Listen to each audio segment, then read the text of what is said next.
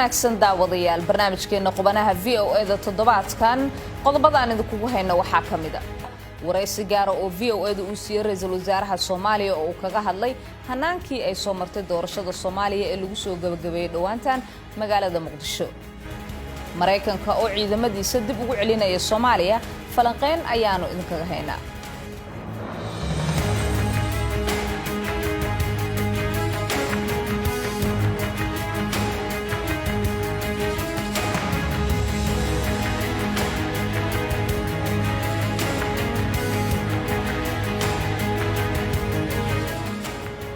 markale kulanti wanaagsan daawadayaal waxaana barnaamijka idin la socodsiinaysa anigoo ah Sahra Cabdi Axmed aan ku bilownay ra'iisul wasaaraha Soomaaliya Maxamed Xuseen Rooble ayaa waraysi uu siiyay VOA-da laanteedan afka Soomaaliga waxa uu kaga hadlay hanaankii ay soo martay doorashada Soomaaliya ee toddobaadkan lagu soo gabagabeeyay magaalada Muqdisho laguna doortay madaxweyne Xasan Sheekh Maxamuud hadaba magaalada Muqdisho waxa waraysigan kula yeelatay Falastiin Axmed Iimaan markaan imid oo la yiraahdo doorashada adag mas'uul ah runtii wax diyaarsanaa ma lahayn waxaan ku soo aaday xilli systemka doorashada la isla fahmi waayay doorashadii dadbaneed dawlad goboleedyada isla fahmi waayeen doorashada laga dhigay laba maamul goboleedkii laba magaalo laga dhigay ayaan ku soo aaday tiradan la badiyay wax dhaqaalana aan loo hayn wallahi rafaad dheer kadib waxa bilowday in khilaaf hadan u bilowday ku saabsan sidii loo qaybsan lahaa guddigii hagi lahaa doorashooyinka haddii aan leed guddiga heer federaal haddii aan leed guddiga siid ee heer maamul goboleed iyo haddii aan leeyahay guddiga xalinta khilaafaadka taas dhibkay keentay ayaa haddana waxaa bilowday in la xaliyo oo xalinteeda aan raadino gobolladii dalka ayaan u maray waan kusoo guuleysan waayay markaas iyagoo u arkayay in kooxda ama tiimka jooga markaas xukunka ay boobayeen guddiyada oo ka koobnaa 123 dadaal dheer iyo juhdi dheer kadib waa la isfahmi waayay dhowr shiraa dhacay dhowr samareeb ka dhacay oo ay suurto weysan la isku afgarto oo sababtu ay ahayd gado xildhibaaneed ka soo bixi lahaa oo garbaharey idan waa la isku fahmi waayay waxaas oo dhan iyadoo dheeraatay oo dhibaatooyinkaas ay soo wajaheen iyo musharaxiintii oo kaashanaya labada dawlad goboleed ee Jubbaland iyo Puntland ayaa wixii caqabadeen noqdeen iyagana waa dadaalayaan oo doorasho waxay rabeen qof kasta iska dhax arkayo dhinaceennana doorashada maadaama fursad aan haysanay waagaas annagana hal tiim ahayn doorashada in annaga guddiyada aan leenahay annaga la istusay waxa dhinac socday siyaasad kale oo aniga aan markaas la soconin oo ahayd in aysan ku filnayn dawladda waqtigaas in February 2020 la soo gabagabeeyo 4 sano ee madaxweyne Farmaajo waxa hoos socday in waqti lagu darsado taas markay bilaabatay ayaa marka wadanka wuxuu bilaabay inuu qalqal siyaasadeed galo qalqal amni galo qalqal dhaqaale galo sababtoo ah wixii dhan ayaa noqday istaagay saadirteed 2 sano in baarlamaanku ansixiyo ayaa laga shaqeeyay waana tii keentay in magaalada Muqdisho dagaal uu ka dhaco arinta markii adiga aad timid xilkii aad ku cusub tahay arintan aad ka shaqeynayso culeyskan kale ee magaalada ee amni darrada ay timid sidee u dareemaysaa rajadaada see noqotay waa runta Falastiin waxaad ka soo qaadaa qof aan hore siyaasadda ugu jirin xil dawladeed aan hore u soo qabanin wasiir aan noqonin agaasimo aan noqonin shaqaale dawladeed aan noqonin oo yimid oo siyaasadda soo galay dhinac laga xigo aanan garanayn xildhibaan aanan garanayn jahwareer badan ayaa qabsaday oo runtii laakiin waxa markasto ii fududeed oo Ilaahay Allah subhanahu wa ta'ala ii fududeeyay Allah ayaa markasta bari jiray culeys kasto isoo koro Allah subhanahu wa ta'ala waa iga furdaamin jiray runtiina ma ahan waxaan khibrad ama geesinimo ama raganimo ama dadnimo aan ku mutaystay laakiin waxay aad wuxuu Ilaahay ii fududeeyay wax culuseen aad runtii wax tiim ay ka shaqeynayeen ayay ahayd laakiin aniga aanan fahamsanin xaqiiqdii markaas laakiin Ilaahay markasta wadada saxda oo na tusayay markii lagu heshiiyay in la dheereeyo 2 sano lagu darsado saasa marka baarlamaanka ay ku geeyeen qoladii saaxiibaday ahaa laakiin aniga markasta diyaar u maahan in waqti lagu daro sababtoo ah missionkan ku imid oo markii aan halkan imaanayo wuxuu ahaa inaan dalka doorasho geliyo oo February 8deedii laga faraxasho 2021 ayaa aniga mabda ahaan aan aaminsanahay laakiin farsamooyinkii iyo talooyinkii iyo siyaasadihii degsanaa ayaa waxa keentay in lagu darsado laakiin aniga markasta raalli kama ahayn marna ma axaa la dhahaa hadaad dib u baartid ma taageeri. sidee u aragtaa doorashada madaxweyne xasan sheekh maxamuud loo doortay inuu mar labaad dalka hogaamiyo? madaxweyne xasan sheekh wuxuu ku yimid doorasho xalaal oo habeenkaas dhacday oo doorasho tii ugu fiicneed oo ku yimid. waxaa taas u labayso madaxweyne xasan sheekh soomaaliya oo dhanna isku raacday inuu oday yahay oo isku hayn kara soomaali adduunkana ku hayn kara caalamkana ku hayn kara. marka waa run madaxweyne xasan sheekh horuu madaxweyne usoo noqday eedo badan qofka malaa'ig ma ahan wax waa lagu tuhmayaa wax waa iska dacayad waa jirtaa laakiin waxaan aaminsanahay inuu oday soomaaliyeed yahay oo xaaladan dalka hadda loo doorto uu yahay qofka ugu munaasibsanaa. sababtaan u leeyahay taasna waxaa waaye isagoo ah nin waaye arag ah ka soo shaqeeyey bulshada. maxaa talo ku siin lahayd maadaama adiga hadda hawsha intaas aad soo waday aad joogtay aragtay caqabadaha taagan talada ugu aad is leedahay waa ugu fiicanta inuu madaxweynuhu qaato cusub maxay tahay? wallaahi horta madaxweyne xasan sheekh waa saaxiibkay laakiin labadeennaba waxa isku hayhaya waa dalka naga weyn ya dalka naga weyn anigii madaxweyne xasan sheekh hambalyaan leeyahay marka hore marka labaad waxaan leeyahay dalka amnigiisa meesha ugu xumeed uu joogaa degdeg inuu wax uga qabto ilaahay inuu tusaan rajeynaya haddana waa weli waa shaqaynaa wada shaqaynaa anaa weli ra-iisul wasaare ku-simehe ah intuu ra-iisul wasaare kasoo magacaabayo laga dhaarinayo amniga waa muhiim waa kula talinaya waxaan kula talinayaa oo kale in dhaqaalaha uu kor u qaado arrimaha dadkii waxaa jirto shaqo la-aan baahsan ayaa jirto in dhaqaalihii kor loo qaado uu ka shaqeeyo sida wadankan investment loo gashan lahaa haddii aan lahayd batrool haddii aan lahayd shirkado caalami ah dhul weyn oo beereedaan leenahay labada webi ah taqaanid in xitaa ciddii la keeni karo shaqo looga helayo la keeno waa kula talinayaa. waxaan kula talinayaa oo shacabka hadda ay jecelyihin inaan madaxweyne xasan sheekh kula taliya waxay tahay milkiila ka ilaali dalkan adaa ka mas-uul ah waa kuu sheegaya mar koowaad mar labaad mar saddexaad milkiila dalkan iska lahan nin ku kaansada ma jiro. soomaaliya aday ku dooratay dadkii soomaaliya ay soo dooratay xildhibaanadaas xildhibaankiina ugu yaraan 60-70 soo dooratay ayuu matalaa oo kun oo soomaaliya xildhibaankiiba matalaa soomaali raggii matalay oo xildhibaanaas ay kusoo doorteen walaalow xasanow wadooyinkii soomaaliya ee ku duntay waxaa ka mid ah milkiile go-aanka adiga qaado iyo ra-iisul wasaarahaaga iyo inta mas-uuliyadda markaas kula hayso cid kale ha ku aaminin. tariinka aad sheegtayna waa muhiim waa tariinka aad sheegtay dadka waxay dhahaan halheys hadda soo baxay oo ah rooble markabkii badda dagaay wuu ka soo saaray dekadii oo keenay dekada tariinkii uu ku xiray xasan madaxweyne xasan sheekh waxaa leeyahay tariinkii dekadii dadkii oo markabka saarnaa tariinkan ku wareejiyey waxaan kaa rabaa meel fiican inaad geysid. kaasi waxa uu ahaa waraysigii ra-iisul wasaaraha Soomaaliya Maxamed Xuseen Roble ee la yeelatay Falastiin Axmed Iimaan asagoo dhameystiranna waxa aad ka daawan doontaan website-keena voasomali.com iyo idaacadaha yaga soo socda. madaxweynaha cusub ee Soomaaliya ayaa soo dhaweeyay go'aanka madaxweynaha Mareykanka Joe Biden uu ku go'aamiyay in dib loogu celinayo Soomaaliya 200 oo ka tirsan ciidamada qaaska ah ee tababaran ee Mareykanka ee taageerada siinaya ciidamada dawladda Soomaaliya. fariin lagu qoray barta Twitter-ka madaxtooyada ayaa waxaa lagu sheegay in madaxweynaha dawladda Soomaaliya ay Mareykanku uu si weyn u arko uu soo dhaweynaya aragtidooda isla markaasina Mareykanku uu yahay wadan la isku haleyn karo marka ay noqoto iskaashi Soomaaliya ay la sameynayso iyo baadigoobka Soomaaliya ugu jirto xasiloonida iyo dhinaca kale la dagaalanka al-shabaab. tallaabadani ayaa bedelayso go'aankii hore ciidamada Mareykanka Soomaaliya ay uga soo saareen ciidamadooda madaxweynihii hore Mareykankana uu sameeyay waa Donald Trump. haddaba arintani waxaa nala falanqeynaya Cabdisalaan Guuleed oo soo noqday agaasimo ku-xigeenka hay'adda nabad sugidda qaranka Soomaaliya ee NISA.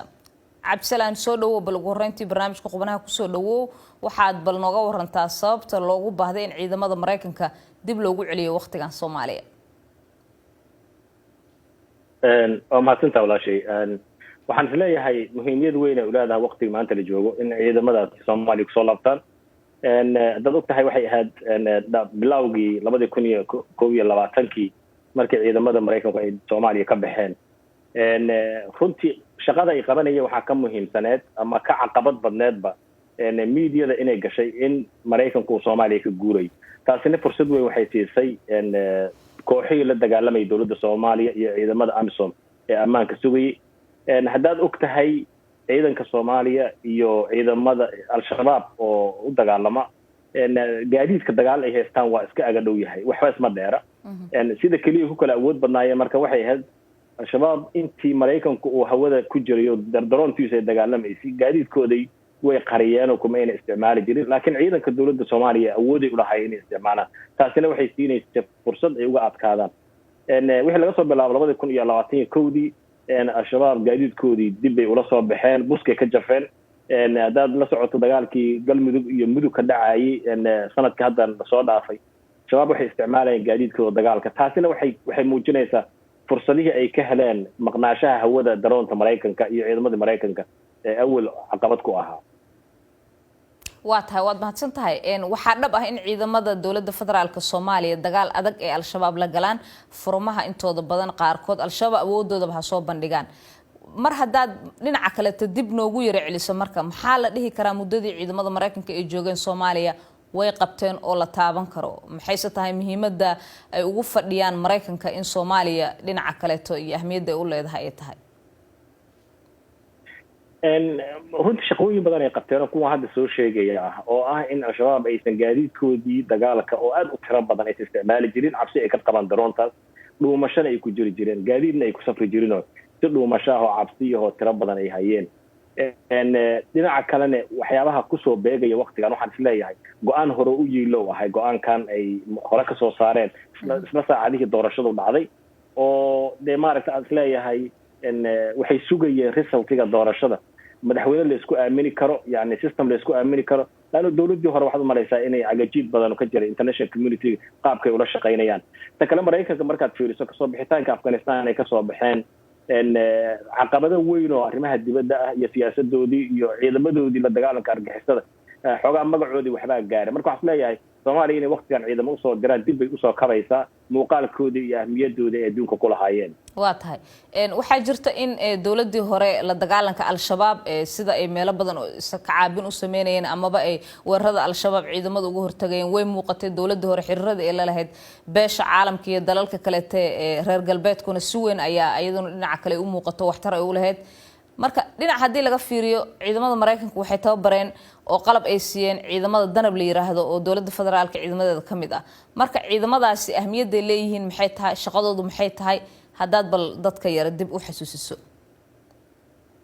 ciidanka danab oo bayskoodu inta bayska ugu weyn oo yahay Balidoogle oo meel Mareykanku ay bays ka sameysteen oo garoon diyaaradaha dagaalka Soomaaliya ay markii hore deganaa jireen waxay dagaaladooda ama al-shabaab qaadmada al-shabaab ku qaadiyay waxa kamid ah helicopter ay ku baxaan ku duulaan ay ka kurdagaan meel sirdoonka lagu helay inay al-shabaab madaxdooda joogaan ka bixitaankii marka Mareykanka uu ka baxay Soomaaliya helicopteradii dadka qaadayay helicopter Soomaali ma lahayn waxay ciidan kuwa Mareykan meesha way ka baxdo ya hawshaas hoos ay u dhacday ciidamada marka danab commandosta Soomaalida oo Mareykanka tababaray iyagu ay runtii gacan weyn ku hayeen waxa hoos u dhacay howlgaladoodii oo waxay ku qasbanaadeen in dhulka uu ku howlgalaan meeshii awal marka hore ay diyaarado ku howlgali jireen ay si gaadmaha helicopter uga degi jireen meesha ay markaas qiyaasayaan inay qatarta al-shabaab joogto haddana soo noqoshadaanina taasay soo kabi doontaan isleeyahay wax weyn ay ka bedeli doontaa madaxweynaha cusubna waxaan isleeyahay fursad waxay sii doontaa laftiisu oo ammaankii wax uga qabto oo wax badan uga faa'iideysto laakiin waxaa Soomaalidu ku maamaadaa daruuraha waxaa doogto qofkii weel haysta ama biyaha ka dog haddaan Soomaalidu marka systemkeeda aysan hadda diyaarsan oo dawladdan cusub aysan u diyaarin la shaqaynta iyo ka faa'iideysiga ogolaanshaha Mareykanka iyo soo laabashadiisa laftoodu waxa laga yaabaa fursadaas inay jiidtamaan oo inta waqtiga loogu talagalay ka meel maray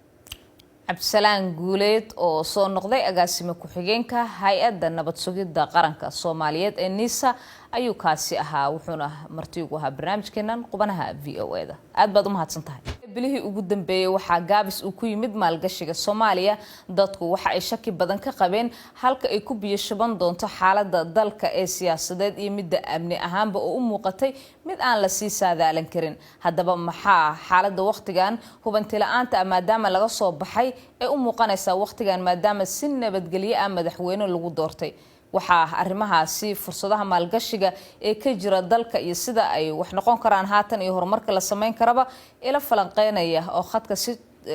dhinaca Skype-ka si toos ugu jira Maxamed Duubow Maxamed oo ah agaasimaha waaxda dhiirigelinta maalgashiga ee wasaaradda qorsheynta Soomaaliya haddaba soo dhawow Duubow bal ugu horeyntii ku soo dhawow barnaamijka qubanaha VOA-da haddii bal aan ku weydiiyo sawir guud naga sii maalgashiga dalka haatan halka uu marayo waa mahadsantahay Zahra. waa ku faraxsanahay inaan idinkala qayb qaato barnaamijkan. maalgashiga Soomaaliya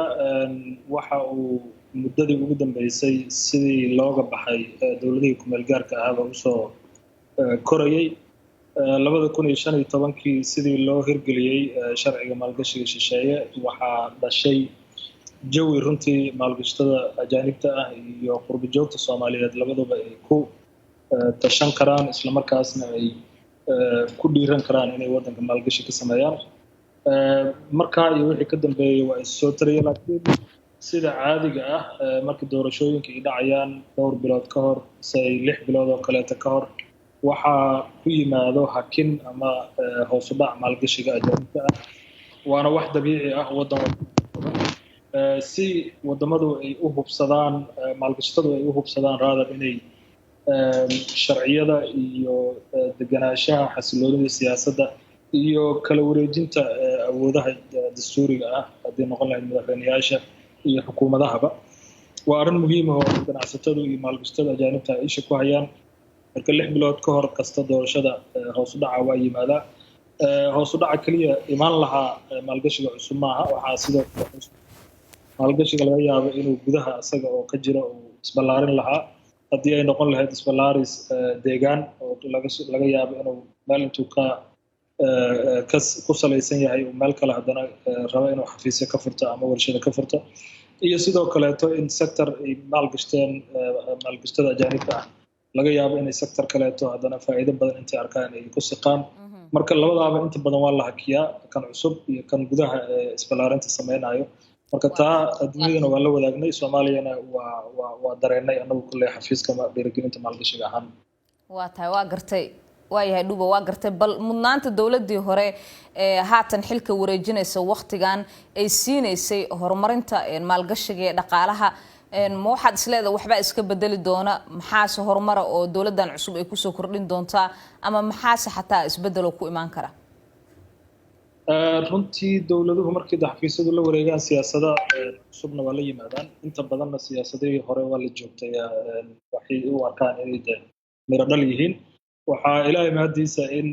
kobcinta dhaqaalaha iyo horumarinta dhaqaalaha inta badan hadda ay ku salaysnayd in hanaanka deyn cafiska inay ku salaysnayd. reformyada la sameynaya inta badan iyo siyaasadaha horumarinta dhaqaalaha intooda badan arrintaasay ku salaysnaayeen.